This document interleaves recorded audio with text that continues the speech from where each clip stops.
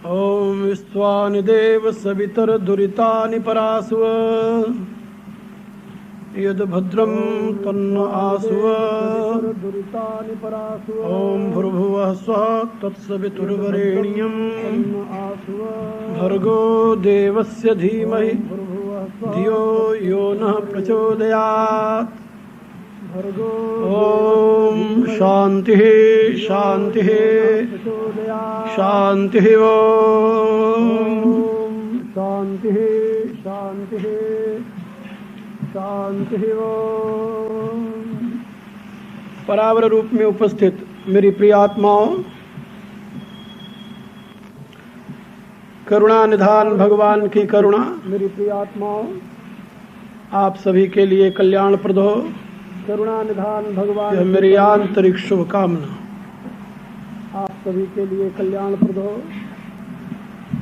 यह मेरी आंतरिक शुभकामना। वेद ज्ञान यज्ञ का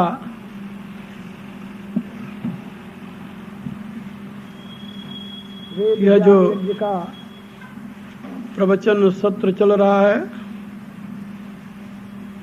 यह जो इसमें बहुत सी बातें आप लोग प्रवचन सत्र चल रहा है मेरे प्रिय शिष्य ब्रह्मदेव, इसमें बहुत सी बातें आप लोग तथा मेरे विचारों द्वारा भी मेरे प्रिय सुन रहे ब्रह्मदेव तथा मेरी चाह है सुन रहे कि प्रत्येक हिंदू चाह है किसी भी जाति संप्रदाय किसी भी जाति संप्रदाय पंथ से संबंधित है, किससे कोई मतलब नहीं, वह अपने धर्म के मूल तत्व को समझ ले और तदनुसार जीवन की विकास की दिशा में आगे बढ़े। उपनिषदों में मैंने पढ़ा है कि मनुष्य जैसा सोचता है वैसे ही बनता है। महाभारत में भी शांति पर्व में हंस गीता में कि मनुष्य अपने संकल्पों का ही परिणाम होता है। बहुत ही निर्बल दुर्भाग्य और अनुपयोगी होते रहे। हमारे संकल्प हमने अपने में और अनुपयोगी होते रहे। हमने अपने में परमात्मा के तेज को, परमात्मा के बल को, परमात्मा के ऐश्वर्य और उसकी शक्ति को अवधारण करने की बजाय अपनी क्षुद्रता में जीना सुखकर समझा। वेद में एक प्रार्थना है, हे प्रभु तुम तेजो असि तेजोधेहि। प्रभु तुम तेजस स्वरूप हो, हमारे को तेज दो। तुम बल स्वरूप हो, हमें बल दो। ये जो प्रार्थना ऋषियों ने बताई थी, इससे हम बहुत दूर चले गए और हमारे हृदय में एक कुत्सित विचार आया, पापो हम पाप कर्मा हम पाप आत्मा पाप संभो। हम पापी हैं, हम पाप करते हैं, हमारी आत्मा पापी है, हम पाप से ही उत्पन्न हुए। इस प्रकार की हीन भावना जब हमारे में आई तो दुनिया की श्रेष्ठतम बलवान सभ्य सुसंस्कृत और दार्शनिक विद्वान तथा सर्वसंपन्न जाति दुनिया की निकृष्टतम जाति में परिवर्तित हो गई।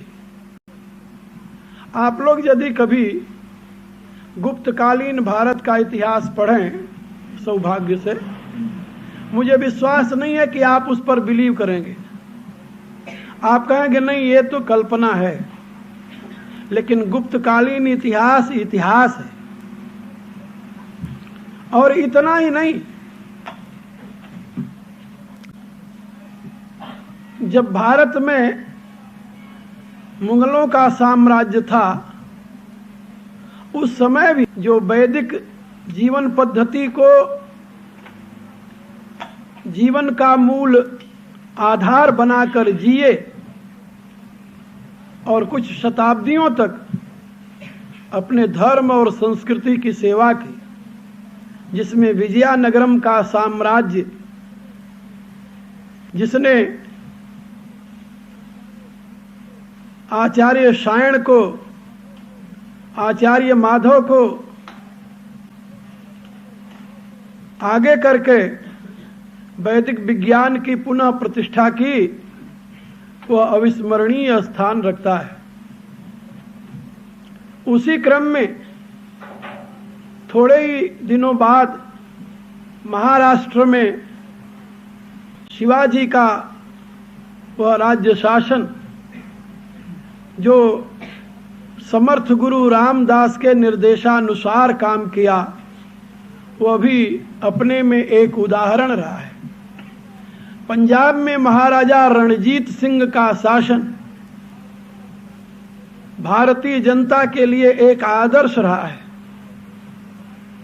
और इसी प्रकार से कश्मीर में महाराजा गुलाब सिंह, रणवीर सिंह, इन महापुरुषों का शासन जो चाइना तक फैला हुआ था, जिन्होंने एक बार नहीं कई बार चाइनियों को परास्त करके दूर लद्दाख के आगे भारत की सीमा प्रस्थापित की, उन महापुरुषों का शासन अभी इन दिनों था, बहुत पुरानी बात नहीं। और वहाँ पर रहने वाले यद्यपि प्रजा के रूप में हिंदू मुसलमान दोनों ही थे, लेकिन दोनों ही उनके राज्य की कीर्ति गाते हैं। तो मैं आप लोगों को ये बता रहा था कि वैदिक जीवन में उतारने के लिए है, और अब से पहले अनेकों महापुरुषों ने इसे जीवन में उतारा है।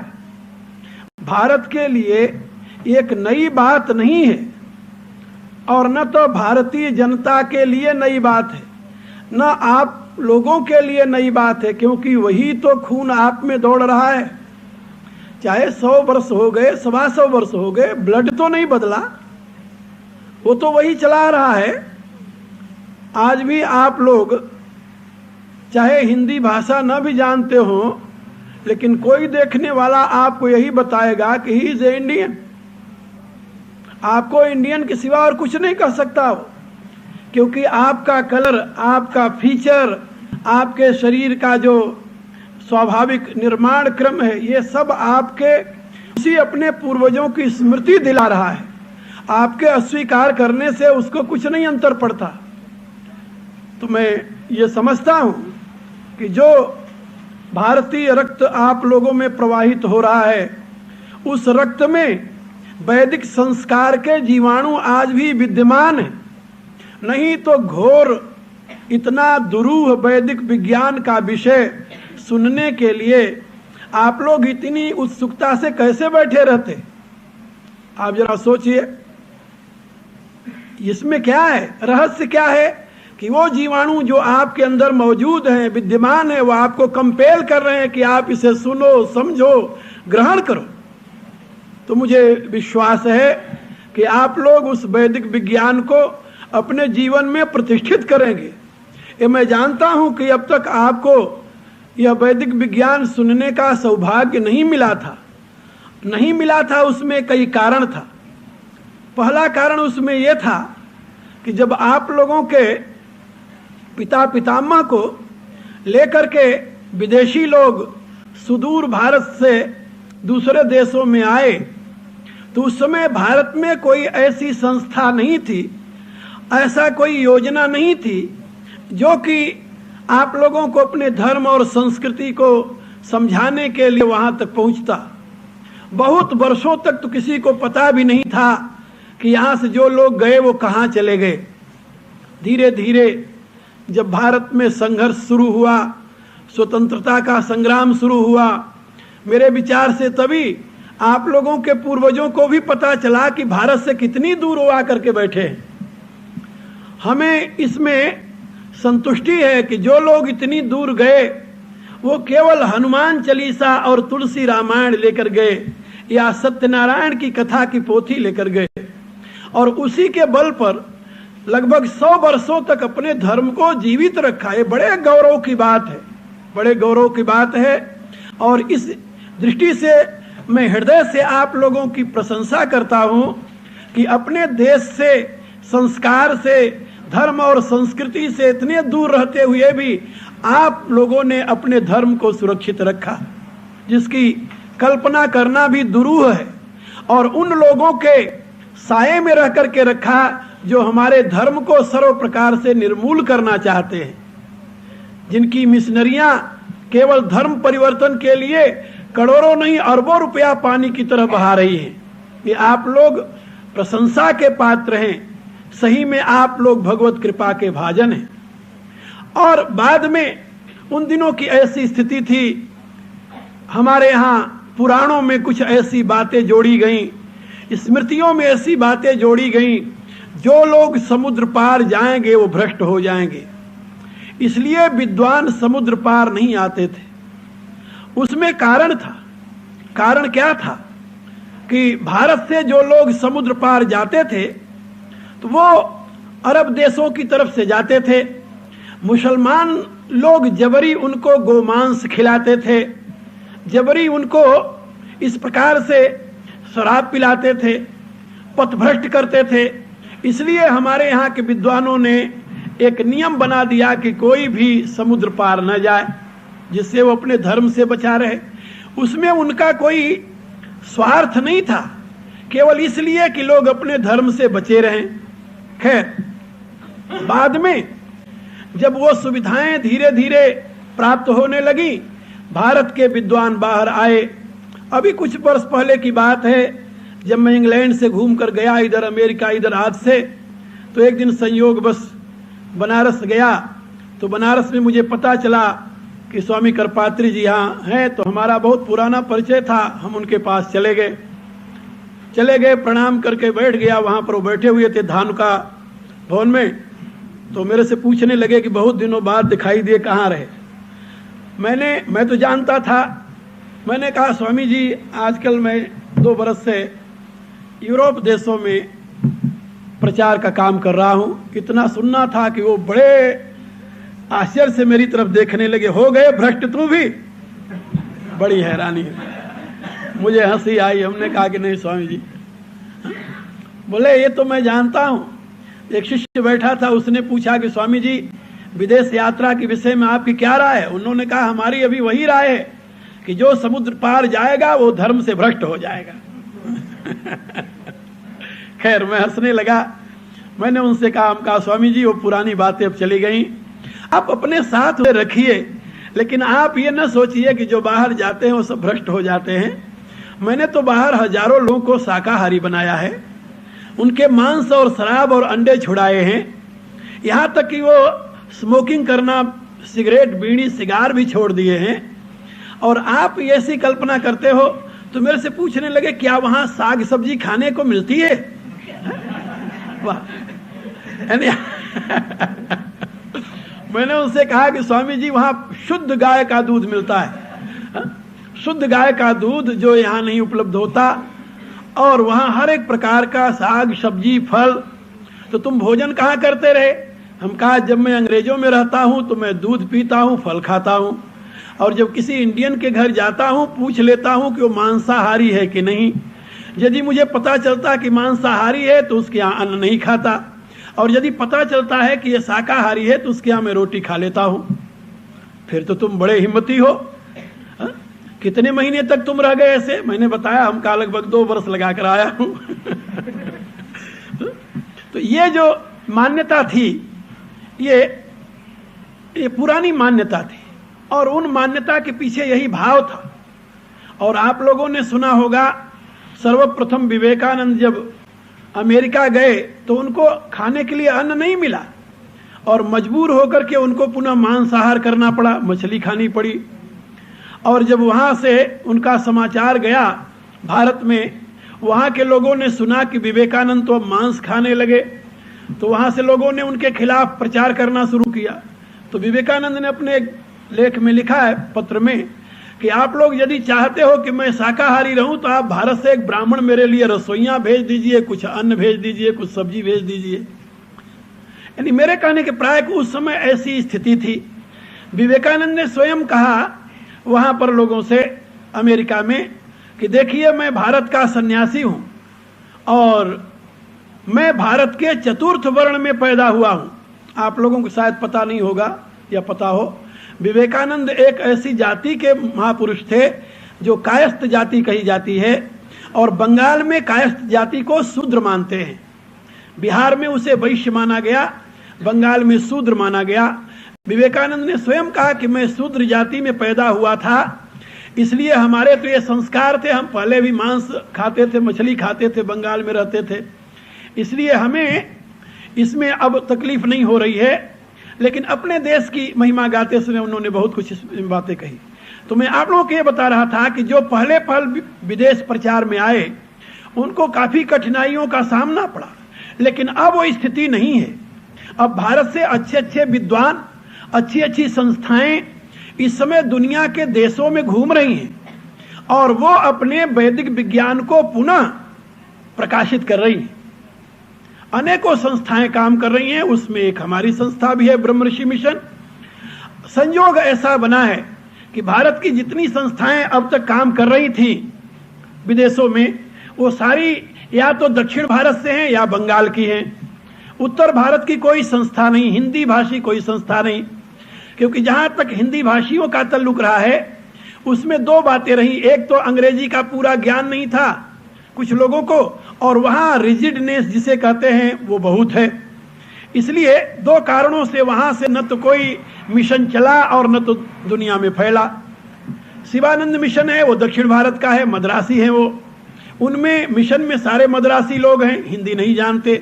एक दो हैं जो उत्तर भारत के हैं, हिंदी जानते हैं, लेकिन उनका उतना प्रभाव नहीं उसमें। इसी रूप से एक चिन्मयानंद मिशन है, वो भी दक्षिण भारत केरल का है, और विवेकानंद मिशन, रामकृष्ण मिशन जो है वो बंगाल का है, जैसे मैंने बताया। दुर्भाग्य ये रहा कि रामकृष्ण मिशन वाले अब जब विदेशों में सारी सुविधा उपलब्ध है तब भी विदेशों में वो मांस खाते हैं, मदिरा पीते हैं, अंडे खाते हैं, वो अपना वही उनसे कहो तो कहते हैं विवेकानंद ने किया था इसलिए हम भी कर रहे हैं। खैर, पतन का रास्ता तो हर एक जगह आपको मिल जाता है। जो लोग बुराई के अभ्यासी हैं उनको बुराई करने के लिए किसी महापुरुष की आड़ लेनी पड़ती है। इसलिए मैं आपको ये बता रहा हूं बातें कि उत्तर भारत से कोई ऐसा मिशन नहीं था जो हिंदी भाषी समाज से उठा हो और जो जहां जहां हिंदी भाषी लोग हैं उनमें प्रवेश करे, उनको समझावे। विदेशों में हर एक देश में जहां हिंदू रहते हैं उत्तर भारतीय, सब जगह यही समस्या रही। अब जब 14-15 वर्षों से मैं इधर काम करने लगा हूं तो अमेरिका में, कनाडा में, इंग्लैंड में भी हर एक देशों में जहां हिंदी भाषी लोग थे, जब शुरू में गया तो उनके लिए एक मैं नई बात था, क्योंकि हिंदी में मेरे पास आना, बोलना, मिलना, बातचीत करना, व्याख्यान सुनना, तो कहते थे स्वामी जी हमें यह सौभाग्य नहीं मिला था इतने वर्षों से। फिर उसके पश्चात मेरे मिशन के जो अन्य शिष्यगण थे उनको मैंने भेजना शुरू किया, और अब तो भगवान की बड़ी कृपा है, अमेरिका, कनाडा, इंग्लैंड, अब तो यहाँ भी सब जगह अपने अपने स्थान हैं और प्रचारक अब घूम रहे हैं। मैं ये चाहता हूँ कि हर एक जगह लोगों को वैदिक विज्ञान का बोध हो, और उसमें मेरी ऐसी राय है कि जहाँ तक व्यक्ति के उन्नति का प्रश्न है वो ज्ञान के प्रकाश में ही होता है। आप लोग किस जाति में पैदा हुए, किस वर्ग में पैदा हुए, क्या करते हैं, इससे मेरा कोई मतलब नहीं है। हमारा काम है आप लोगों को ज्ञान देना। जितनी मात्रा में आप उसके ग्रहण करेंगे उतनी मात्रा में आपका कल्याण होगा। उसके बदले में हमें आपसे क्या चाहिए? कुछ नहीं चाहिए। इसलिए मैं अपने काम को इस दृष्टि से करने में प्रवृत्त हुआ हूं। अपने शिष्यों को भी मैंने यही समझाया है। कोई गाली दे रहा है तो देने दो, तुम्हारा क्या ले रहा, दे तो रहा है वो, कुछ तो दे रहा। उसके पास गाली थी, बेचारे ने गाली दे दी। किसी के पास श्रद्धा होगी वो श्रद्धा देगा, आपके पास प्रणाम है हमें प्रणाम देंगे, नमस्कार है हमें नमस्कार देंगे, दूसरे के पास गाली है उसने गाली दे दी। तुलसीदास जी ने एक पद लिखा है विनय पत्रिका में कि जो लोग निंदा वृत्ति वाले हैं उसके लिए उन्होंने लिखा है कि उनका मुंह जो है वो टोकरा है, जबान जो है वो झाड़ू है, और दूसरे की निंदा रूपी मल को अपने जबान रूपी झाड़ू से खींच करके अपने मुंह रूपी टोकरे में भरते हैं और हृदय रूपी गड्ढे में डालकर डाल देते हैं। यानी कहने का प्राय कि जो निंदा करने वाले हैं दुनिया की गंदगी इकट्ठा करके अपने अंदर डालते हैं। ऐसे निंदा वृत्ति वाले के पास यदि जाओ तो जैसे जहां जिस गड्ढे में मल भरा हुआ होता है वहां से बदबू ही आएगी और क्या आएगी। ऐसे ही निंदा वृत्ति वाले व्यक्ति के पास जाओ तो आपको बुराई सुनने को ही मिलेगी और क्या मिलेगी, उसके पास जो है वही तो देगा। इसलिए इसमें घबराने वाली बात नहीं। मैं अपने शिष्यों से बताया करता हूं कि मुझे तो 30 वर्ष 35 वर्ष अब होने लगा इस संघर्ष में। भारत में भी हमने ये संघर्ष किए और अब विदेशों में कर रहे हैं कई वर्षों से। हमें इसमें कभी चिंता नहीं हुई, जिसके पास जो है वो देगा। हाँ, अब तुम क्या ग्रहण करना चाहते हो तुम्हारे ऊपर निर्भर है, क्या ग्रहण करना चाहते हो। भगवान बुद्ध खड़े हुए थे, एक व्यक्ति आया उनको गालियां देने लगा, बहुत देर तक गालियां देता रहा, वो मौन होकर सुनते रहे।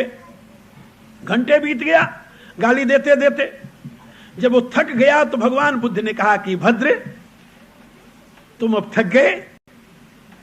वो फिर गाली देकर बोला कि तुम क्या समझते हो मैं थक गया। कहा नहीं, और दो।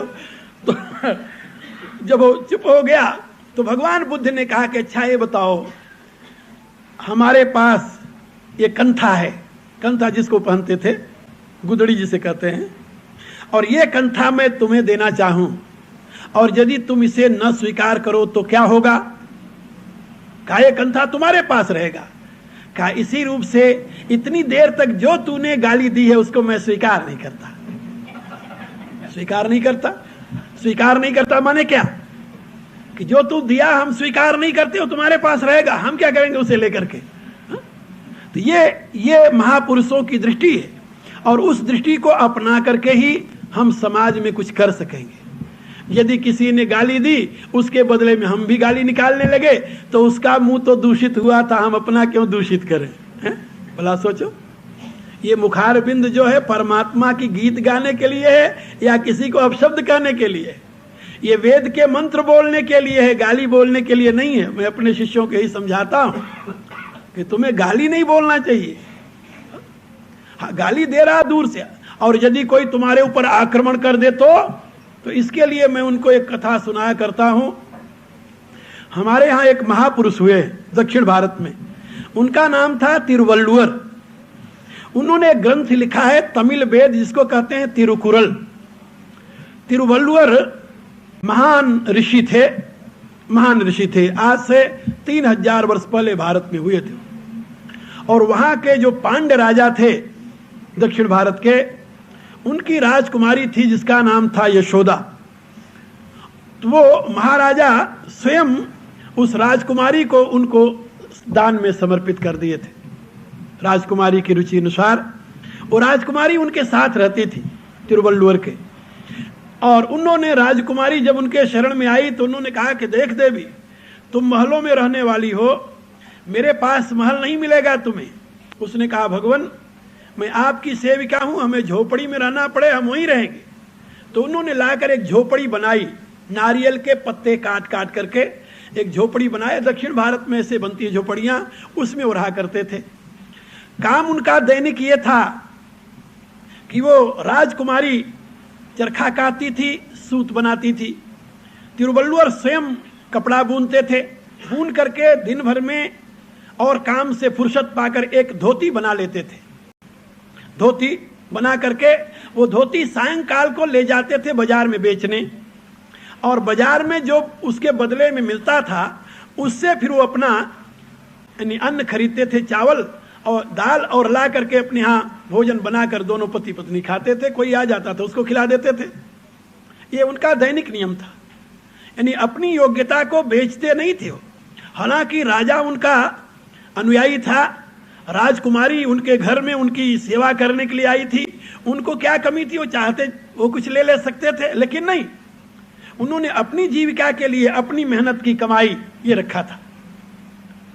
एक दिन की बात, कुछ मनचले लोग इकट्ठा हुए, उन्होंने कहा कि तिरुवल्लुवर की बड़ी ख्याति है कि कुछ भी करो इसे गुस्सा नहीं आता, तो इसको गुस्सा दिलाना चाहिए। 2-3 जवान इकट्ठा हुए, उन्होंने कहा कि ये तो छोटी सी बात है, चलो आज ही उसकी परीक्षा हो जाए। कहा भाई वो राज दरबार में इतना प्रतिष्ठित है, अपन कुछ करेंगे तो परिणाम क्या होगा? कहा कुछ नहीं होगा, जो होगा देखेंगे। पहुंच गए तिरुवल्लुवर, आकर के अपना वो धोती लेकर के ज्यों हाट में बैठे, हाट जानते हो ना, जहां बाजार लगती है, वहां बैठ के एक व्यक्ति पहुंचा, उसने पूछा कि क्यों भाई ये धोती कितने की? उन्होंने कहा 1 पण। 1 पण की बेचते थे, उनका रोज का नियम था। कहा 1 पण। उसने धोती ली, बीच से उसे 2 टुकड़े कर दिया। कहा अब इनका कितना कीमत? उन्होंने कहा आधा पण, अपने सरल भाव से। उसने वो भी लिया और फिर उसको फिर 2-2 टुकड़े कर दिए। अब 4 टुकड़े हो गए, एक धोती में लीरें लंबी लंबी। उसने पूछा इनका कितना कीमत? उन्होंने कहा पाव पण। उसने लपेट कर उनके मुंह पर मारा। अरे कहा मूर्ख, इस लीर को कौन खरीदेगा? उन्होंने कहा ठीक है, कोई न खरीदो भाई। उन्होंने लीर उठाया, लेकर के उठे, चल दिए। अब वो चारों देखने लगे, वही से गुस्सा तो आया नहीं, फिर क्या किया जाए? कहा इनके साथ चलो, केवल एक ही ऐसा साधन है जिससे इन्हें गुस्सा आएगा। अब वो एक बदमाश उसमें से साथ लग गया, पीछे पीछे चला। यशोदा जो थी राजकुमारी, बैठी हुई इंतजार कर रही थी कि पतिदेव आएंगे कुछ लेकर के। वो गए, लीर उसके सामने रख दिया। कहा देवी आज प्रभु की ऐसी इच्छा है कि हम लोगों को व्रत करना चाहिए। खुश हो गई, ठीक है प्रभु जैसी इच्छा। इतने में ही वो पहुंच गया पीछे से, और पीछे से पहुंच करके दौड़ करके उसने राजकुमारी को गोद में उठा लिया। जब गोद में उठाया तो वो चीखी, चिल्लाई वो, हाँ बचाओ, ये क्या हो रहा है?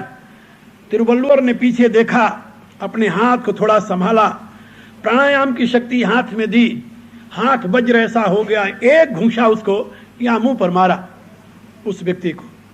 वो बेहोश होकर गिर गया। वहीं बेहोश होकर जब गिर गया तो उन्होंने राजकुमारी यशोदा से कहा कि देवी जल्दी जाकर के तुम हल्दी और घी गर्म करके ले आओ। और उसके सर को उठाया, अपनी गोदी में रखा, हल्दी और घी ले आई, जहां मारा था उन्होंने वहां उसको सेक देने लगे। और राजकुमारी से कहा तुम इसे पंखा करो। वो हवा करने लगी। आध घंटे बाद उसे जब होश आया तो देखा अपने आप को उनकी गोदी में, तो हंसने लगा। वो हंसने लगा तो तिरुवल्लुवर भी हंसने लगे। तो उसने पूछा कि आप क्यों हंस रहे हैं? तिरुवल्लुवर ने पूछा तुम क्यों हंस रहे हो? कहा मैं तो इसलिए हंस रहा हूं कि मैं जिस मिशन में आया था, जिस उद्देश्य से आया था, वो हमारा पूरा हो गया। क्या तुम्हारा उद्देश्य था? कहा हमें उद्देश्य था आपको गुस्सा दिलाना। तिरुवल्लुवर ने कहा हम तुम्हारी इस मूर्खता पर हंस रहे हैं। अरे भले आदमी, यदि मुझे गुस्सा होता तो मैं तुम्हारे सर को अपनी गोद में लेकर के बैठता। हमें गुस्सा होता तो हम तुम्हें मलहम पट्टी करते। हमें गुस्सा होता तो ये राजकुमारी तुम्हें पंखा करती है?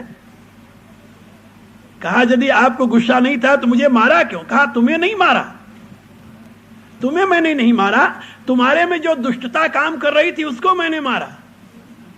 उसने कहा कि भगवान क्या आपको पता नहीं कि मैं राजकुमारी के प्रति श्रद्धा रखता हूं? मैंने तो केवल इसको इसलिए उठा लिया था कि देखें आपका क्या रिएक्शन होता है। उन्होंने कहा मूर्ख है, तो तुम्हें पता नहीं है कि राजकुमारी का जो शरीर है वो रुई से भी कोमल है। तू इतना बड़ा ऋषि नहीं है, न इतना बड़ा तत्वज्ञ है कि राजकुमारी के शरीर का स्पर्श करके भी तुम्हारे हृदय में वासना की जागृति न हो। और अभी तो आज तूने मेरी परीक्षा के लिए किया था, और कल जब यहां से जाता तू तो राजकुमारी की कोमलता को याद करके फिर तुम इसे हमेशा के लिए अंक में लेने की चाह करता। और उस दुष्टता को मैंने एक हाथ में निर्मूल कर दिया। तुम्हें मालूम है? तो वहां पर तिरुवल्लुवर ने अपना सिद्धांत बताया तिरुकुलर में। उन्होंने कहा कि जब तक कोई व्यक्ति तुम्हारे जीविका पर आघात करता है तो तुम परमात्मा की वंदना करो, उसको आशीर्वाद दो। यदि कोई व्यक्ति तुम्हारे जीवन पर आघात करता है तब भी तुम परमात्मा से वंदना करो और उसे आशीर्वाद दो, लेकिन जब कोई आदमी तुम्हारी इज्जत पर आघात करने लगे तो परमात्मा की दी हुई शक्ति का प्रयोग करो। तो ये तिरुकुरल का संदेश तिरुवल्लुवर स्वामी का। तो मैं आप लोगों को ये बता रहा था कि परमात्मा ने शक्ति सबको दी है। जब धर्म पर आंच आवे या धर्म का हनन होने लगे या धर्म पर कोई अत्याचार करना शुरू करे तब बर्दाश्त करने के लिए या सहन करने के लिए या परमात्मा को पुकारने के लिए जरूरत नहीं है। उस समय तो व्यक्ति को अपनी पूर्ण शक्ति लगा करके उसकी रक्षा के लिए आगे आना चाहिए। किसी ने अपनी दुष्टता से हमारी जीविका नष्ट कर दी, चली गई, आज कर फिर मिल जाएगी, क्या अंतर पड़ता है? आप लोगों ने अंग्रेजी में एक कहावत सुनी होगी कि यदि किसी का धन नाश हो गया तो कुछ नहीं गया, यदि सेहत नाश हो गई तो कुछ गया है, और यदि किसी का धर्म नाश हो गया, चरित्र नाश हो गया तो मानो सब कुछ नष्ट हो गया। इसलिए मैं अपने शिष्यों को भी यही समझाया करता हूं कि जनता में एक ऐसी जागृति करो जबकि लोग अपने सत्य के लिए, अपने धर्म के लिए, अपने चरित्र के लिए, अपने आदर्श के लिए बलिदान देने की शक्ति जागृत करें अपने आप में। लेकिन जहां तक सामान्य बातें हैं उसकी उपेक्षा कर देनी अच्छा है। उपेक्षा में ही आनंद है और इसके लिए एक बहुत बड़े संगठन की जरूरत है। ये बात याद रखो। हमारे यहाँ प्राचीन काल में जो यज्ञ हुआ करते थे भारत में, आज भी भारत में जहां यज्ञ होता है वहां पर अनेक प्रकार की क्रियाएं एक साथ होती हैं। यज्ञ में बड़े बड़े विद्वान व्याख्यान देते हैं, अनेक प्रकार के वहां पर यानी सांस्कृतिक कार्यक्रम होते हैं। सांस्कृतिक कार्यक्रम में आजकल दो बहुत प्रचलित है, या तो रासलीला होगी भगवान कृष्ण की या तो रामलीला होगी भगवान राम की। आजकल सांस्कृतिक कार्यक्रम यही दो ज्यादा प्रचलित है भारत में। जहाँ यज्ञ मंडप होगा वहाँ ये सारी क्रियाएं चलती हैं और फिर वहां पर राष्ट्र उन्नति के लिए, राष्ट्र विकास के लिए, संगठन के लिए विद्वानों में विचार विमर्श होता है। आज से 10-15 वर्ष पहले ये गति नहीं थी, हमारे देखते देखते काफी बदल गया। यानी हम अब तक, जहां तक मेरे याद है, 7 कुंभ हम अटेंड किए हैं। 7 कुंभ मेला भिन्न भिन्न स्थानों पर। हमारे यहाँ कुंभ प्रयाग में होता है, हरिद्वार में होता है, उज्जैन में होता है और नासिक में होता है। ये 4 स्थानों पर कुंभ होता है।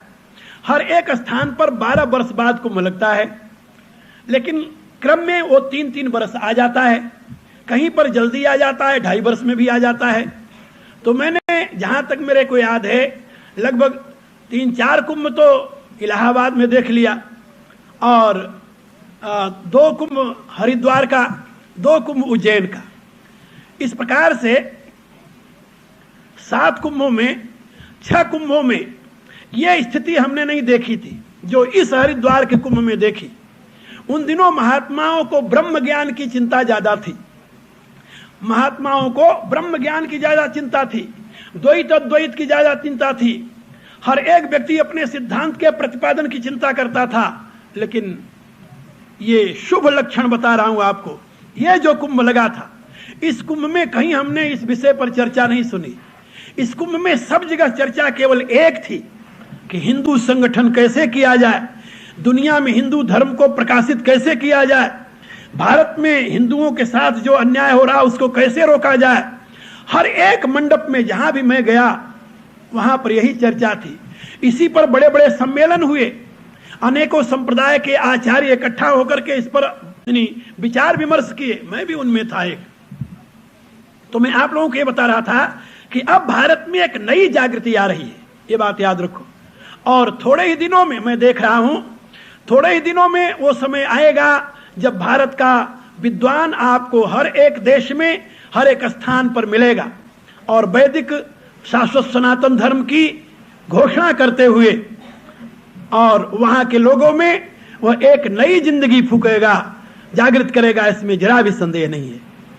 लेकिन आप लोग जो यहाँ पर अपने देश से काफी दूर बैठे हुए हैं, जिनको भारत के उन विद्वानों के विचारों को सुनने का ऐसा अवसर नहीं मिलता, उनके लिए ये बहुत ही आवश्यक है कि गंभीरता से स्वयं चिंतन करें, मनन करें। हम लोग आएंगे, प्रचार करेंगे, चले जाएंगे, लेकिन जब तक आप में से कुछ लोग तैयार होकर आगे नहीं आएंगे तो हमारा ये काम कितना महत्वपूर्ण होगा ये आप स्वयं समझ लें।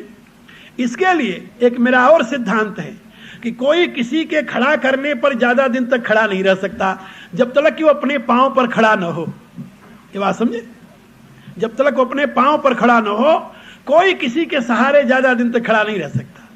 अपने पांव पर खड़ा होना पड़ेगा, अपने हिम्मत से खड़ा होना पड़ेगा, अपने ज्ञान के बल पर खड़ा होना होगा। और वो ज्ञान का बल कहां से मिलेगा? विद्वानों से मिलेगा। और वो ज्ञान का बल देने के लिए मैं तैयार हूं। कोई भी किसी भी वर्ग का व्यक्ति यदि अपने आप को इस विषय में लगाना चाहता हो तो बड़े प्रेम से मेरे पास आ सकता है। उसको पढ़ाने का, उसको योग्य बनाने का, उसको वैदिक विज्ञान प्रदान करने की ये तो मैंने शुरू से प्रतिज्ञा कर रखी है। अब तक मैंने 20 विद्वान तैयार किए हैं जो देश विदेश में काम कर रहे हैं, लेकिन मैं देख रहा हूं कि इतने से ही काम नहीं चलने वाला। इसके लिए सैकड़ों की जरूरत है। और वो तभी होगा जबकि हर एक घर से कुछ लोग जो उत्साही हैं, योग्य हैं, वो निकलेंगे। आप जरा सोचिए, मैं जब अपने घर से निकला था तो 18 वर्ष का था। कल्पना कीजिए जरा, मेरे पिता ने, क्योंकि मैं सबसे छोटा बच्चा था घर का, अन्न और जल दोनों त्याग दिया और यह प्रतिज्ञा की कि जब तक मैं उसे देखूंगा नहीं तब तक जल नहीं पीऊंगा। 16 दिन बीत गए तो मेरे कुल गुरु आकर के उनको ये प्रतिज्ञा करके जल पिलाया कि मैं अवश्य उसे तुम्हारे पास थोड़े ही दिनों में यानी यहाँ उपस्थित करा दूंगा।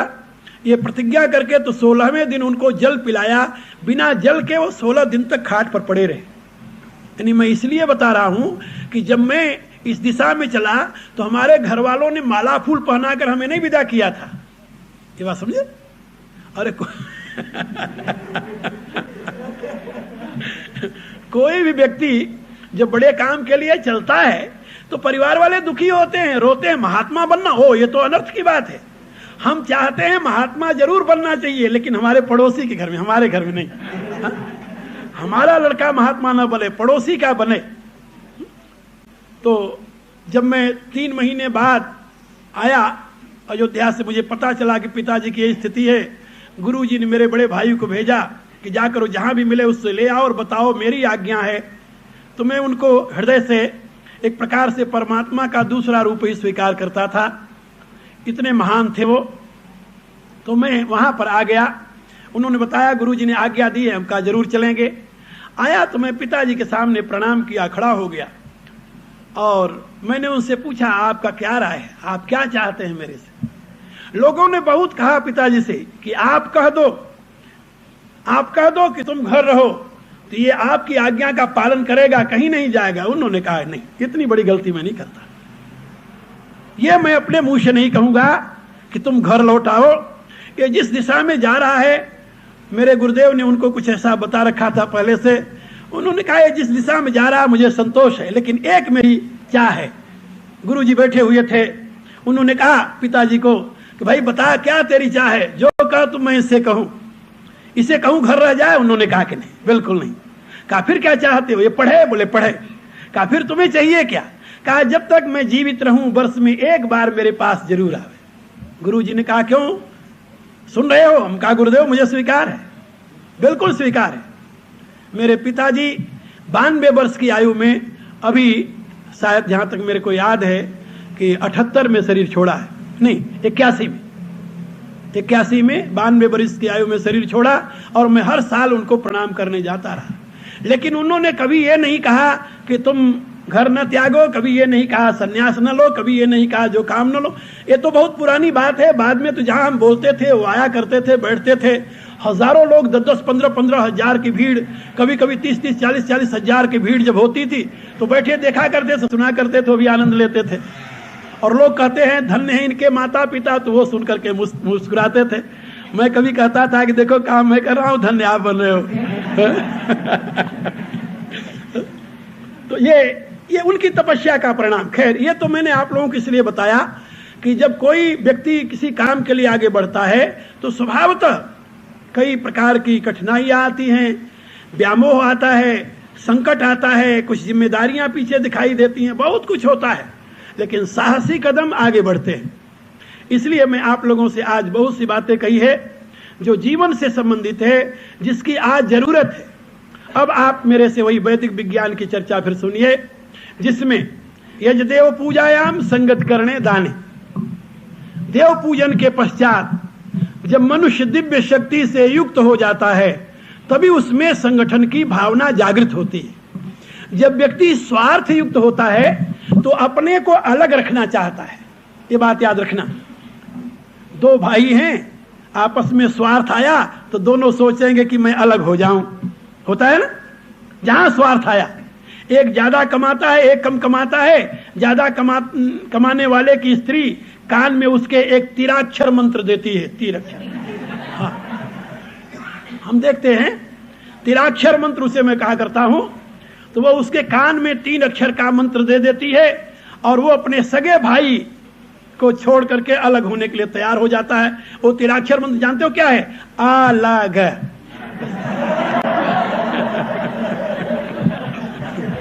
जहां उसने ये मंत्र दिया कान में, वो निश्चय कर लेता है कि हाँ, मेरी कमाई से ये बढ़ रहा है, सुखी हो रहा नहीं। ये स्वार्थ वृत्ति का संस्कार है। यहां तक ही नहीं, पिता पुत्र में अलगाव हो जाता है। भाई भाई की तो बातें क्या रही। और जहां उदारता आई, दैवी गुण आए, वहां पर लोग दूसरे को भी अपना बनाना चाहते हैं। अपने को अलग करना तो दूर की बात नहीं, दूसरे को भी अपना बनाना चाहते हैं। देवताओं में और दैत्यों में अंतर है। जहां स्वार्थ होता है वहां पर संगठन नहीं होता, जहां स्वार्थ नहीं है वहीं संगठन है। इसके लिए मुझे एक उपनिषद की कथा याद आ रही है, मैं आप लोगों को सुनाऊं वो कथा। एक बार ऋषि लोग भगवान विष्णु के पास गए। भगवान विष्णु से कहा कि प्रभु, दैत्य और देवता दोनों ही एक ही पिता के संतान हैं। एक ही पिता के संतान हैं। मनु के पुत्र दैत्य भी हैं, देवता भी हैं। आप देवताओं का पक्ष लेते हैं और दैत्यों का नाश करते हैं, आप अन्याय क्यों करते हैं? भगवान ने कहा कि नहीं ऋषियों, मैं किसी का पक्ष नहीं लेता। हमारा विधान न्याय का है और सबके साथ बराबर है। लेकिन मैं क्या करूं, हम चाहते हुए भी दैत्यों को सुधार नहीं सके और हमें मजबूर होकर के देवताओं का पक्ष लेना पड़ता है। लेना ऐसा दिखाई देता है। उन्होंने कहा भगवान, मैं कैसे मान लूं? हम आपको प्रत्यक्ष देखते हैं, देवताओं के हक में आप युद्ध करते हैं, दैत्यों का नाश करते हैं। कहा मैं तुम्हें एक दृश्य दिखाता हूं। नारद से कहा कि नारद जी, जाकर देवताओं और दैत्यों को आप निमंत्रण दे आए कि बैकुंठ में भोजन है, तुम सबकी के लिए निमंत्रण है। बहुत अच्छी बात। नारद जी गए, देवताओं को और दैत्यों को आमंत्रित किया। भगवान विष्णु ने अपने यहां आप सबको आमंत्रित किया है। देवता और दैत्य पहुंच गए। भगवान ने उनके लिए अलग अलग भोजन की व्यवस्था कर दी। इस हाल में ये भोजन करेंगे, इसमें ये करेंगे, अलग अलग। कहानी मजेदार है, सुनिए। लेकिन भगवान ने कहा कि एक नियम है हमारे यहाँ भोजन करने का। दोनों के हाथ में यहाँ पर खमाची बांध दी। खमाची जानते हो? ऐसा डंडा यहाँ बांध दिया, पट्टी, दैत्यों को भी देवताओं को भी। तो वो दोनों के हाथ ऐसे हो गए और दोनों को बांध करके बैठा दिया। एक हाल में वो बैठ गए, दूसरे हाल में वो बैठ गए, देख नहीं रहे दूसरे को। एक भगवान ने ऑर्डर दिया कि अब इनको आप भोजन परोसिए। भोजन परोस दिया, देवताओं के भी दैत्यों के भी। देवताओं की आदत थी दूसरे को खिलाकर खाना, लेकिन दैत्य तो कभी दूसरे को खिलाए नहीं थे। इसलिए दैत्य के सामने जब भोजन आया तो उन्होंने भोजन हाथ में लिया, लेकिन ऐसे तो कर नहीं सकते थे, यहां तो बंधा हुआ था। ऐसे करते रह गए और भगवान को गालियां देने लगे। देखो हम लोगों को निमंत्रण कर कितना अन्याय कर रहा है, हमारा शत्रु है, आदि आदि करने लगे। और वहां देवता लोग जो कि हमेशा दूसरे को खिलाने के आदी थे, उन्होंने कहा भाई अपना ये अन्न इधर तो नहीं जाएगा, लेकिन इधर जाएगा कि नहीं है? इधर तो जाएगा ना। तो देवता आमने सामने बैठ गए। उसने उसकी थाली से उसको खिला दिया, उसने उसकी थाली से उसको खिला दिया। उसने उसको जल पिलाया, उसने उसको जल पिलाया। उसका मुंह धो दिया, उसका मुंह धो दिया। देवता लोग अपनी थाली साफ किए, भोजन करके ऐन तृप्त होकर के बैठ गए। और दैत्यों की थाली ज्यों की त्यों पड़ी रही, वैसे करते रह गए। फिर भगवान ने ऋषियों से कहा कि तुम जरा जाकर के देखो, देवताओं को देखो और दैत्यों को देखो। जाकर उन्होंने देखा तो हाथ तो दोनों के बंधे थे। भगवान ने पूछा, बताओ मेरा न्याय सबके लिए बराबर है या अलग अलग? कहा बराबर है। फिर आप सबके लिए है। वेद का एक मंत्र है ऋग्वेद का, जिसमें बताया गया है मोघम अन्नम विंदते अप्रचेत। कहा जो अप्रचेत हैं, बुद्धिहीन लोग हैं, उनको व्यर्थ में संपत्ति प्राप्त होती है, व्यर्थ में संपत्ति प्राप्त होती है। ऋषि कहता है कि ये, वेद कहता है कि नहीं नहीं, वो संपत्ति नहीं है, उनकी मृत्यु है। वो संपत्ति उनके लिए मृत्यु है। किनके लिए? तो वेद कहता है यो न भुंगते न ददाति सख्यम। कहा जो न तो स्वयं भोग कर सकते हैं, क्योंकि वहां तो बना हुआ है कर्म का, भोग नहीं सकते, और न ददाति सख्यम, दे सकते हैं, दूसरे को खिला सकते हैं, लेकिन उसकी वृत्ति नहीं है। इसलिए केवलाघो भवत केवलादि। कहा ऐसे जो हैं ये केवल अघ रूप हैं। और इसी मंत्र को गीता में भगवान ने कहा अघायुरिंद्रिया रामो मोघम पार्थ सजीवति। तो ऋग्वेद के इस मंत्र से हमें ज्ञात होता है कि परमात्मा की देन जो हमारे लिए है वो सही में हमारे अपने लिए नहीं है, वह यज्ञ रूप समर्पण के लिए है। जो हमारे पास है, जब हम आपको देंगे तो आपके पास जो है वो हमें दोगे। हम जब एक दूसरे को लेन देन करेंगे तो उससे एक तीसरी तत्व की उत्पत्ति होगी। आप जरा देखिए, अपने जीवन को ही नाप लीजिए, सर्वत्र आपको यही मिलेगा। जहां लेना देना नहीं है वहां विकास नहीं है, जहां समर्पण नहीं है वहां उन्नति नहीं है, जहां समर्पण नहीं है वहां संगठन नहीं है। घर में समर्पण हो संगठन हो जाए। हम अमेरिका में थे तो हमारे पास कुछ अमेरिकन मेरे शिष्य आए, वो गर्लफ्रेंड बॉयफ्रेंड के रूप में रहते थे। तो उन्होंने निश्चय किया विवाह करना है। तो मेरे को कई पत्र लिखे, भारत में मैं था, कि गुरुजी जल्दी आ जाओ तो हम विवाह करेंगे।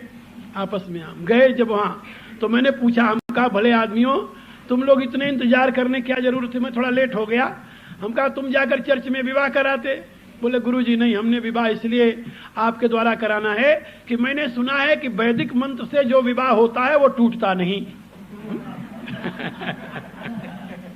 तो अब आप वैदिक मंत्रों से हमारा विवाह करा दें। अरे मैंने कहा मूर्खों, वो वैदिक मंत्र की महिमा नहीं है। कहा फिर किसकी महिमा है?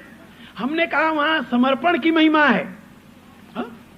समर्पण की महिमा है। वहां स्त्री जब विवाह होता है तो अपना सर्वस्व पति को समर्पित करती है, और पति फिर अपना सर्वस्व स्त्री को समर्पित करता है। वहां फिर दोनों मिलकर के दंपति होते हैं। दंपति माने एक प्राण दो देह, ऐसी स्थिति हो जाती है, और इसके नाते वो हमेशा नित्य के लिए एक हो जाते हैं। वेद मंत्र उसके लिए दिशा प्रदान करता है, लेकिन ये तो संस्कार हजारों वर्षों से हमारी संस्कृति में चला आया है, उसका परिणाम है। लेकिन तुम्हारे यहां सीता तो कोई है नहीं। पूरे यूरोप में कोई सीता मिलेगी? तो सावित्री मिल जाएगी क्या? उमा मिलेगी? यहां नहीं मिलेगी। कौशल्या, यशोदा, देवकी मिलेगी? यहां नहीं मिलेगी।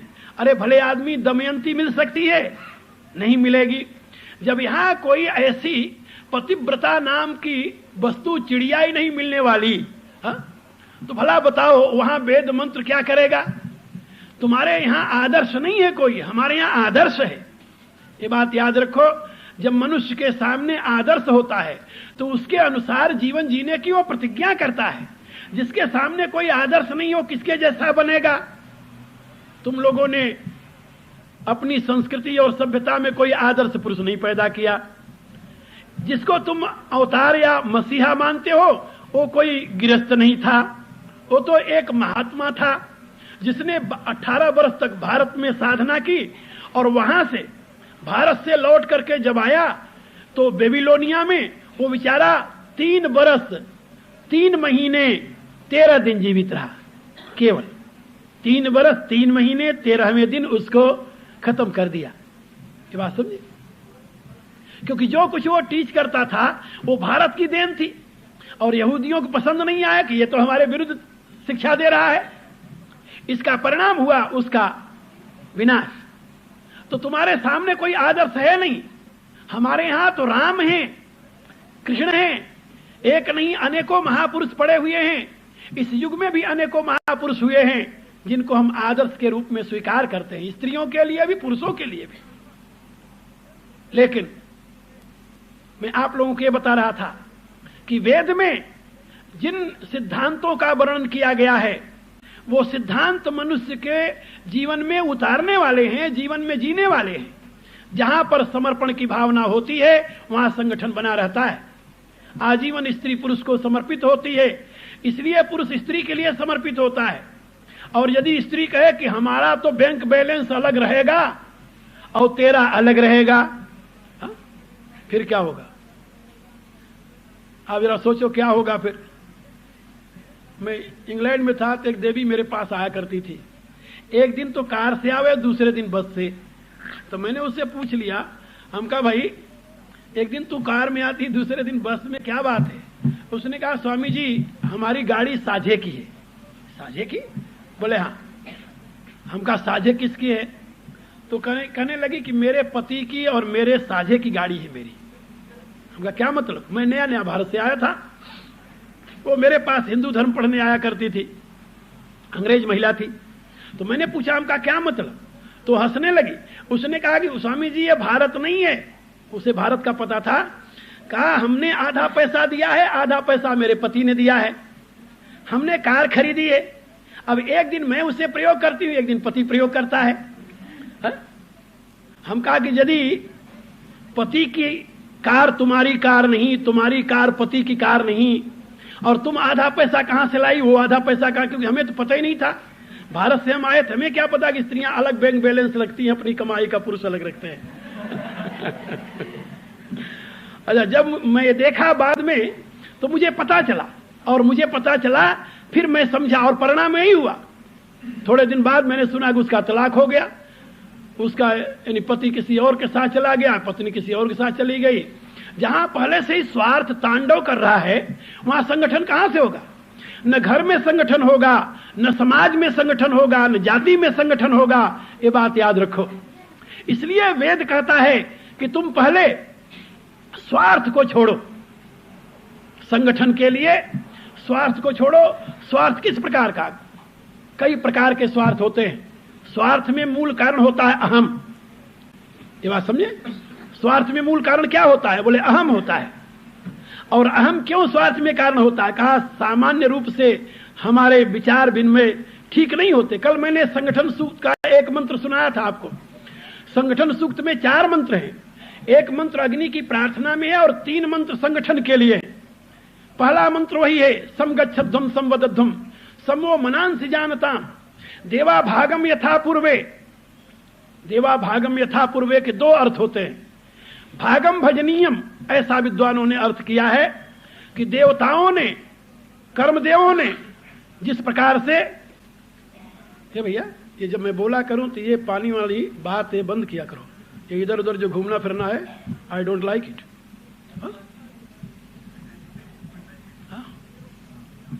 अरे भले आदमी, हम 2 घंटे यहां बैठ के बोलते हैं, प्यास नहीं लगती? तुम लोगों को सुनते सुनते प्यास लगती है।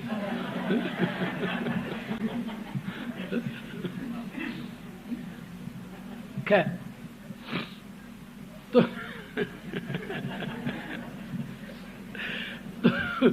देवा भागम यथा पूर्वे संजाना नाम उपास्ते संजाना ना उपास्ते।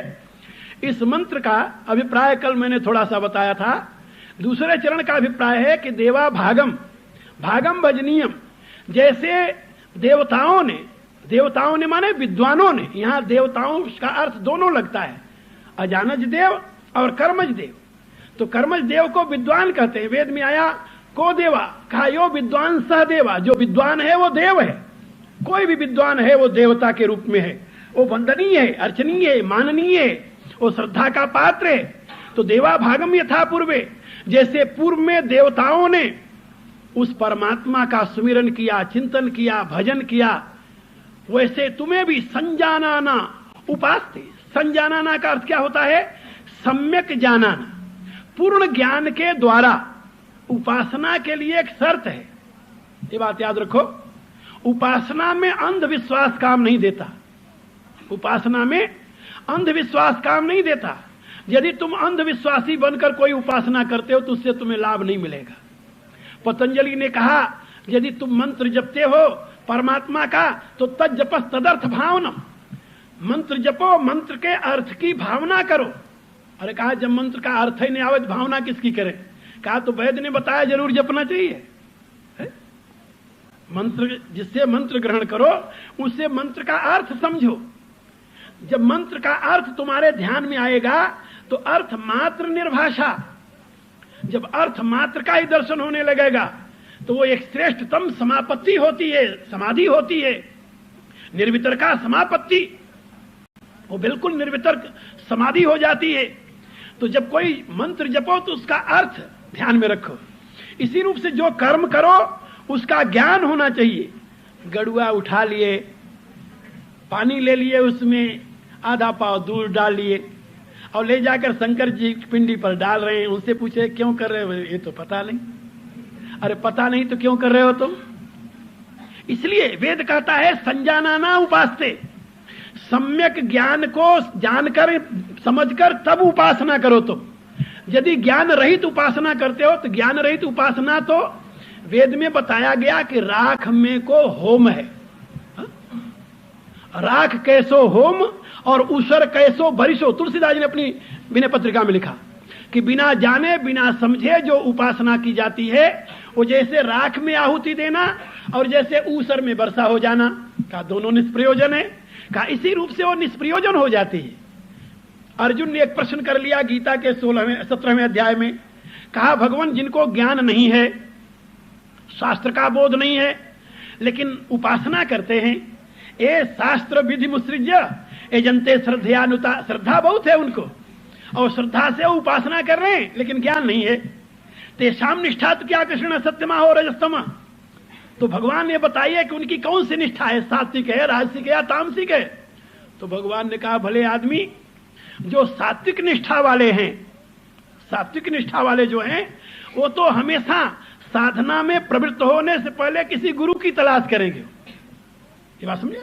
सात्विक निष्ठा में विनम्रता होती है, विनम्रता में झुकना होता है। वो किसी गुरु की तलाश करता है, कोई गुरु मिल जाए उससे समझ ले कैसे साधन करना, साधन में लग जाएंगे। वो पहले गुरु की तलाश करता है। और कहा जिसकी राजसिक निष्ठा है वो कहता है मैं भगवान को तो जरूर मानूंगा लेकिन मैं किसी गुरु को नहीं मानता। क्यों नहीं मानता भाई? क्या बात है?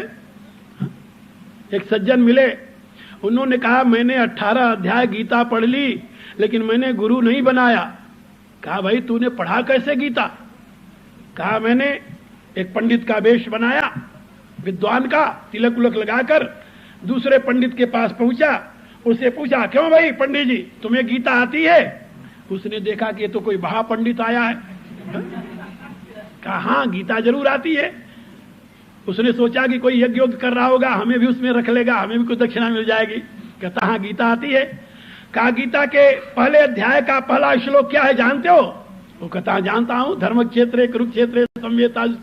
अरे तुम बोल नहीं जानते हो कि लिखना भी जानते हो? नहीं लिखना भी जानता हूं। उसने बेचारे ने लिख दिया, 2 बार बोल दिया तो नोट कर लिया। अच्छा दो मुझे, वो ले करके ले आए, याद कर लिया धर्म क्षेत्र कुरुक्षेत्र।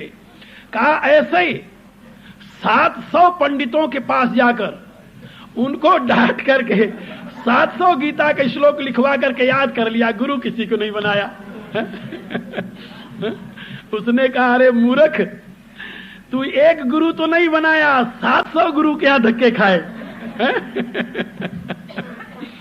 जब तुम एक को गुरु स्वीकार करके उसको नहीं समझते तो जिसके यहां तुम जाकर कुछ पूछते हो क्या हो जाता है? अरे ज्ञान देने वाला गुरु है। शास्त्र में बताया गया है कि जिससे एक अक्षर का भी ज्ञान लिया जाए, एक अक्षर का भी ज्ञान यदि प्राप्त किया जाए, उससे भी कोई दुनिया में उर्ण नहीं हो सकता, क्योंकि ज्ञान की बराबरी की दुनिया में कोई संपत्ति है नहीं जिसको देकर के उर्ण हुआ जाए। तो इसलिए भगवान कहते हैं कि जो सात्विक है वो तो देवद्विज गुरु प्राज्ञा पूजनम शौचमार्जवम, वो तो देवताओं की यानी ब्राह्मणों की, गुरुओं की वंदना करता है, विद्वानों की वंदना करता है। देवद्विज गुरु प्राज्ञ कहा देवताओं की, विद्वानों की, प्राज्ञों की, जो समझदार है उनकी और गुरु की शरण में जाकर के वो ज्ञान प्राप्त करता है, फिर उपासना करता है। लेकिन जो अभिमानी है वो कहता है ना, दुनिया में 1.5 अकल है, एक मेरे आधी सब में बटी, मैं गुरु किसको बनाऊं। भगवान कहते हैं ऐसे जो लोग हैं वो राजसी श्रद्धा वाले हैं। राजसी श्रद्धा वाले देव उपासना नहीं कर सकते। वो किसकी उपासना करते हैं? प्रेतान भूतगणांश्चैव यजन्ते ताम साजना, ये यक्ष रक्षांस राजसा। यक्ष और राक्षसों की उपासना करते हैं राजस, यानी वो जो कुछ उपासना करेंगे उनकी उपासना राक्षसी उपासना होगी। और जो तामसिक व्यक्ति उपासना करेंगे उनकी उपासना सारी पैशाचिक उपासना होगी, देवी उपासना नहीं हो सकती। देवी उपासना के लिए तो किसी सदगुरु के पास जाकर के उपासना की विधि समझ करके उससे उपासना सीख करके फिर संजानाना उपासते, सम्यक ज्ञान के द्वारा फिर उपासना करें। पहले के विद्वानों ने ऐसे किया है, देवा भागम यथा पूर्वे, जैसे देवताओं ने पहले पूर्ण रूप से परमात्मा को जानकर उसकी उपासना की, उनको सिद्धि मिली, उसी रूप से तुम्हें भी, तुम लोगों को भी वेद कहता है विद्वान के पास जाकर सत्य को समझकर उसकी उपासना में लगो। स्वार्थ रहित होकर के जब इस दिशा में आगे बढ़ोगे तब तुम्हारा कल्याण होगा। इसके आगे वेद दूसरा मंत्र कहता है संगठन सूत्र का, समानम मंत्रम समति समान का। एक बात और याद रखो, समानम मंत्रम, तुम लोगों की मंत्रणा समान हो। समान हो माने जहां तुम 10, 20, 50 व्यक्ति इकट्ठा हो, आपस में मंत्रणा करो। यदि मंत्रणा में वहां भेद है, एक दूसरे के विचारों में वैभिन्न है, तो उसको तुम समन्वय करने की कोशिश करो। यदि समन्वय तुम नहीं कर सकते आपस में तो संगठन टूट जाएगा। यही होता है ना, आजकल संगठन क्यों टूट जाते हैं? दो के विचार एक नहीं मिलते, हमारे विचार नहीं मिले, हम कहते हैं हम अलग हो गए, तुम अलग हो गए, यही ना। और हर एक के अनुयायी मिल जाते हैं, कुछ उसके साथ हो गए, कुछ उसके साथ हो गए। परिणाम क्या हुआ? परिणाम हुआ विघटन। इसलिए वेद कहता है समानम मंत्रम समिति समानी, तुम्हारा संगठन समान हो। समिति तो आप लोग जानते हैं, वही समिति, सभा समिति जैसे बनाते हैं, तो तुम लोग समिति बनाओ।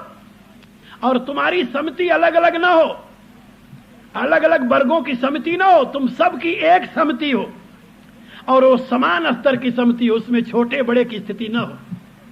समानम मंत्रम समिति समानी, समानम मनो सहचित्तमेषा का याद रखो। तुम्हारे मन भी समान हो, तुम्हारे चित्त भी समान हो, तुम्हारी समिति समान हो, तुम्हारा मंत्र समान हो। लेकिन ये सब समान कब होंगे? जब मंत्र समान होगा। मंत्र प्रथम है, समानम मंत्रम, मंत्र समान हो। मंत्र किसे कहते हैं? मनना त्रायते इति मंत्र। मंत्र शब्द का अर्थ समझ लो आप लोग। मंत्र किसे कहा जाता है? जिसका मनन करने से व्यक्ति के रक्षा हो। मनना त्रायते, जिसका मनन करने से आपके जीवन की रक्षा हो, आपके समाज की रक्षा हो, आपके परिवार की रक्षा हो, आपके देश की रक्षा हो, वो आपके लिए मंत्र है। अब इस प्रकार का मनन हो तो वो मंत्र हो जाएगा। दो प्रकार के मंत्रों की व्याख्या है। एक तो समानम मंत्रम में मंत्रणा की भावना है, हम सब बैठ करके एक स्तर की मंत्रणा करें। और दूसरा समान मंत्र में आप लोग जानते हैं, भारत को एक सूत्र में आबद्ध करने के लिए ऋषियों ने एक योजना बनाई, एक योजना बनाई, और उस योजना का दर्शन आज भी हमें होता है। मैंने भारत का सारा हिस्सा देखा है घूम करके। कश्मीर से कन्याकुमारी बहुत दूर है, एक छोर पर कश्मीर है, दूसरे छोर पर कन्याकुमारी है।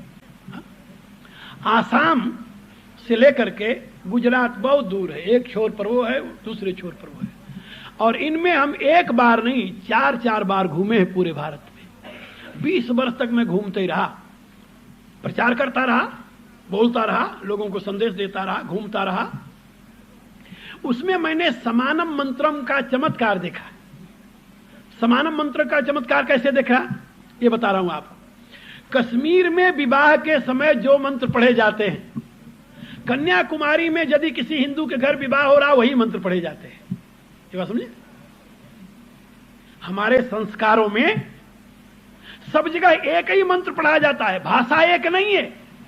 कश्मीरी यदि बोले तो तमिल नहीं समझेगा, केरली नहीं समझेगा, केरली यदि बोले तो कश्मीरी नहीं समझेगा, ना ना, उनकी भाषा का कहीं जड़ पता भी नहीं है एक दूसरे के साथ। लेकिन विवाह के समय वो पंडित और वो पंडित दोनों बैठ जाए तो वही वेद का मंत्र वही बोलेगा, वो भी समझेगा, वो भी समझेगा। समानम मंत्र, विवाह में प्रयोग होने वाला मंत्र, ये बात समझे? व्रतबंध में, यज्ञोपवीत में होने वाला मंत्र, मुंडन में होने वाला मंत्र, छेदन में होने वाला मंत्र, नामकरण में, यानी जितने संस्कार हैं, द्वादश संस्कार भी मानते हैं और षोडश संस्कार भी मानते हैं। इन सारे संस्कारों में बोले जाने वाले मंत्र एक हैं पूरे भारत भर में, जहां भी कहीं हिंदू होगा। और वही मंत्र मुझे विश्वास है यहां भी विवाह में बोले जाते होंगे, क्योंकि विवाह की पद्धति तो वही है। वही ऋग्वेद के 10वें मंडल के 50वें यानी सूक्त का मंत्र, वेद के 50वें, ये ऋग्वेद के 10वें मंडल के 50वें सूक्त का मंत्र विवाह में प्रयोग होता है। और अथर्ववेद के कुछ मंत्र प्रयोग होते हैं जो विवाह सूक्त कहा ही जाता है उसे। और वे मंत्र पूरे भारत में एक से बोले जाते हैं, उसमें कोई अंतर नहीं पड़ता। भारत का, उत्तर भारत का यदि कोई विद्वान बोलेगा, स्वस्ति वाचन करेगा, तो वो भी वही करेगा। स्वस्ति न इंद्रो वृद्धस्रवाः, स्वस्ति न पूषा विश्ववेदाः, स्वस्ति नस्तारक्ष्यो अरिष्टनेमि, स्वस्ति नो बृहस्पतिर्दधातु। यही मंत्र। और यदि कश्मीर का बोलेगा वो भी यही बोलेगा, कन्याकुमारी का बोलेगा वो भी यही बोलेगा। समानम मंत्रम। इतना ही नहीं, हमारे यहां जैसे एक दिन बताया था मैंने, 5 वर्ष से 8 वर्ष तक, 12 वर्ष से 14 वर्ष तक, 16 वर्ष से 18 वर्ष तक और 22 वर्ष तक ये पीरियड बनाया गया था यज्ञोपवीत धारण करने का। यज्ञोपवीत 22 वर्ष तक जिसने यज्ञोपवीत धारण नहीं किया उसकी संज्ञा ब्रात्य हो जाती थी। ब्रात्य, ब्रात्य माने पतित। और यज्ञोपवीत के समय पूरे भारत में एक मंत्र दिया जाता था, आज भी एक ही मंत्र दिया जाता है। जानते हो कौन से मंत्र है? वेद माता गायत्री।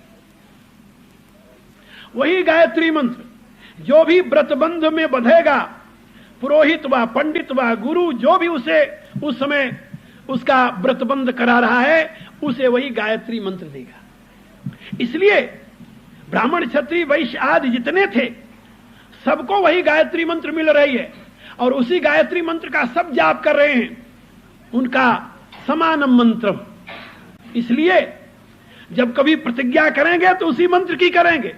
दुनिया में जहां भी कहीं मुसलमान हैं वो प्रतिज्ञा करेंगे तो कुरान पर हाथ रख करके करेंगे। सुना है?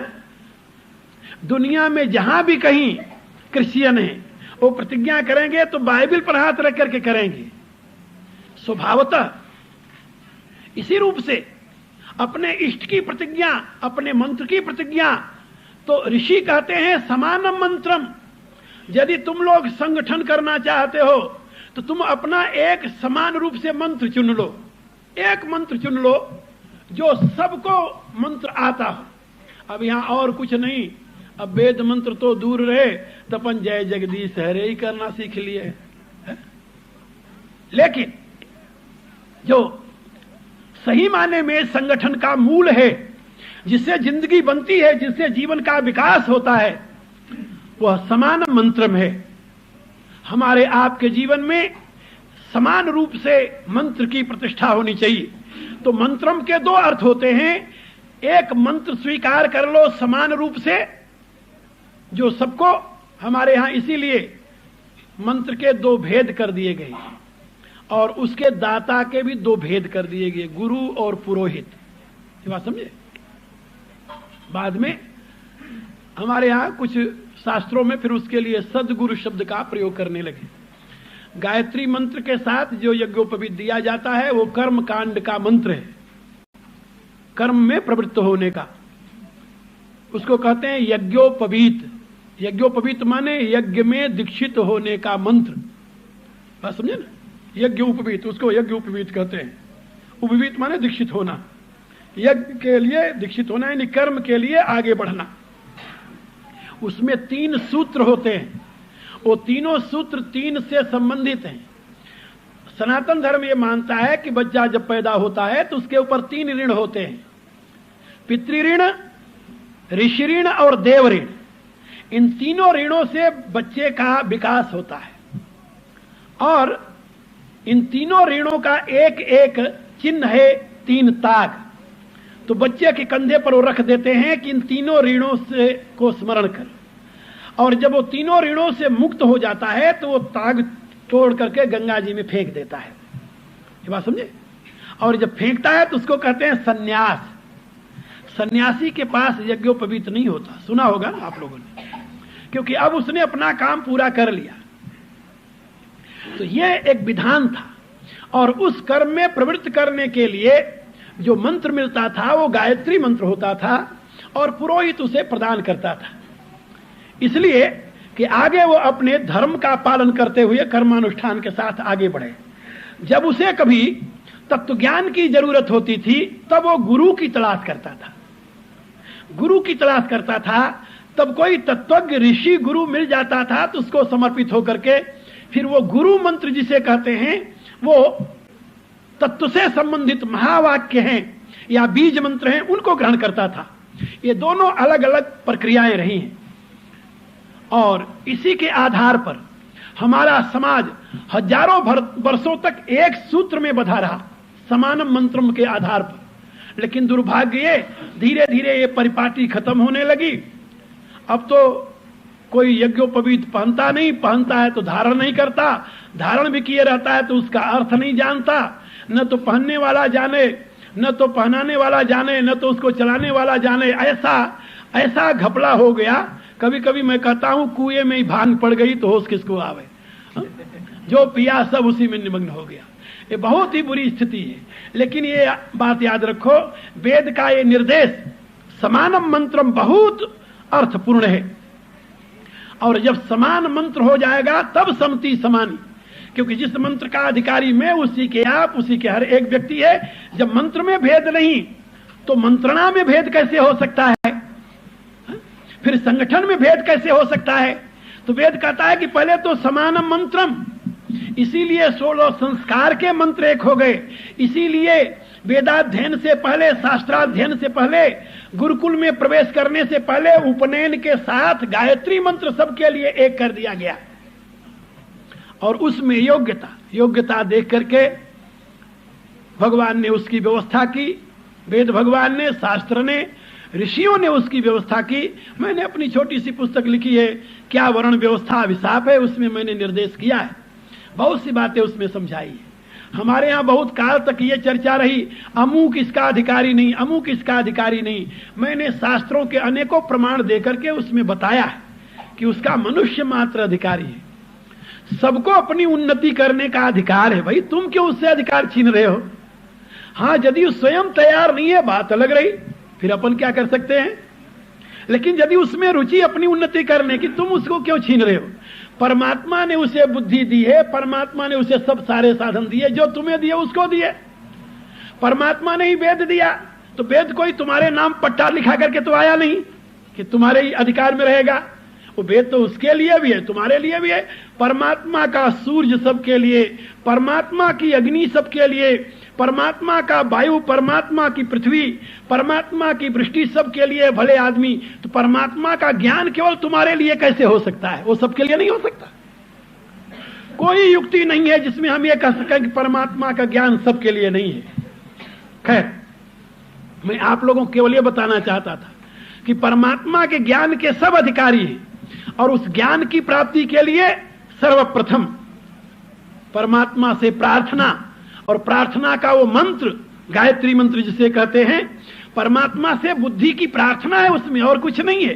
धियो यो न प्रचोदयात्। इसलिए समानम मंत्रम और समति समानी, समान मंत्र हो आप लोगों के और समान समितियां हो, संगठन हो, सभाएं हो आपकी, और समानम मनो, आप सबके मन भी समान हो, और सहचित्त में सा और आप लोगों के ये चित्त भी समान होने चाहिए। कैसे? जब समान उपासना करोगे, समान साधना करोगे, समान आहार विहार होगा तो स्वभावतः संगठन की दिशा में आगे बढ़ोगे तुम लोग। ये वेद का जो मंत्र है ये संगठन के लिए एक अमृतमय रास्ता प्रदान करता है। इस विषय में अब कल और चर्चा करेंगे, समय बहुत हो गया है। अब आप लोग प्रार्थना करेंगे। आज मैंने बहुत सी बातें पहले इस संगठन के विषय में बताई, फिर बाद में वेद मंत्र के कुछ अंशों का मैंने आपको अर्थ समझाया है।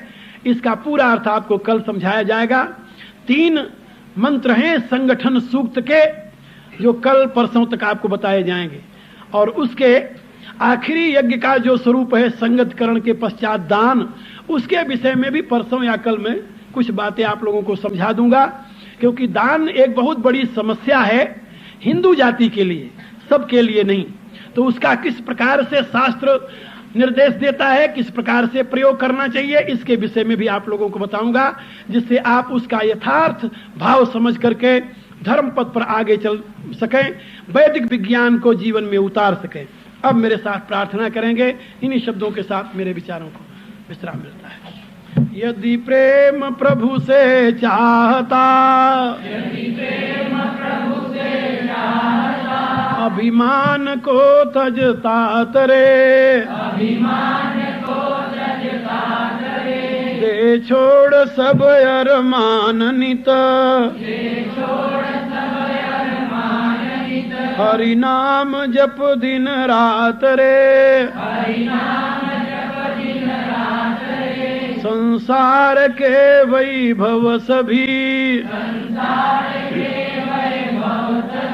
तू जान जलती आगरे, दे त्याग रे सुख स्वप्न का, बीती निशाय अब जागरे, नाते सभी तन के किए, माँ बाप पुत्र कलत्रये, साथी सहोदर अपन पो, भूला फिरे लखिया त्रये, है व्यर्थ ही ममता किया,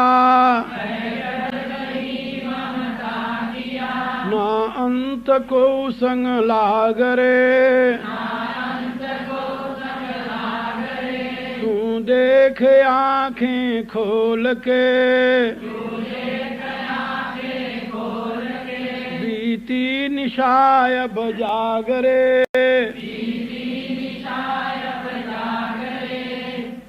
नाते सभी तन के प्यारे तुम्हारे प्रेम के, जो पात्र हैं संसार में, वे जाएंगे सब एक दिन, तज के तुम्हें मझधार में, साथी न होगा तन तेरा, जिससे अधिक अनुराग रे, तू भाग तनपुर छोड़ के, बीती निशाय अब जागरे, तू तन नहीं तू मन नहीं, ना इंद्रियां चित बुद्धि है,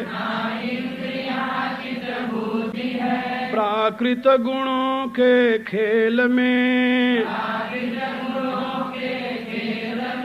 भूला हुआ निज शुद्धि है,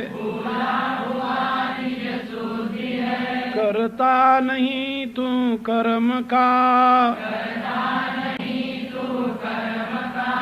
अभिमान तन का त्याग रे, पहचान अपने आप को, बीती निशाय अब जागरे। आज आप लोगों को बहुत सी बातें समझाई गई, उसका मनन कीजिए, चिंतन कीजिए और ये ध्यान में रखिए कि संगठन के लिए दैवी गुण बहुत आवश्यक हैं और उसके लिए परमात्मा की उपासना में आस्था हो तब दैवी गुण आते हैं और उपासना बिना जाने नहीं होती, इसलिए संजानाना उपासते। सम्यक जानकारी प्राप्त करके, ज्ञान प्राप्त करके तब आप उपासना में प्रवृत्त हो। और उपासना के लिए आगे समानम मंत्रम समति समानी, संगठन में समान मंत्र, समान समति, समान मन और समान चित्त की बड़ी महत्ता है। इस पर आप लोगों को आज विचार दिया गया है। मुझे विश्वास है कि आप लोग इसका चिंतन करेंगे, अपने में उतारने की कोशिश करेंगे। अब प्रभु से हम आप सब उसी समान मंत्र के आधार पर प्रार्थना करते हैं, विश्व के कल्याण के लिए, अपने उत्थान के लिए। ओम भूर्भुवः स्वः तत्सवितुर्वरेण्यं भर्गो देवस्य धीमहि धियो यो नः प्रचोदयात्। सर्वे भवन्तु सुखिनः, सर्वे सन्तु निरामयाः, सर्वे भद्राणि पश्यन्तु, मा कश्चित् दुःखभाग् भवेत्। ओम पूर्णमदः पूर्णमिदं पूर्णात् पूर्णमुदच्यते पूर्णस्य पूर्णमादाय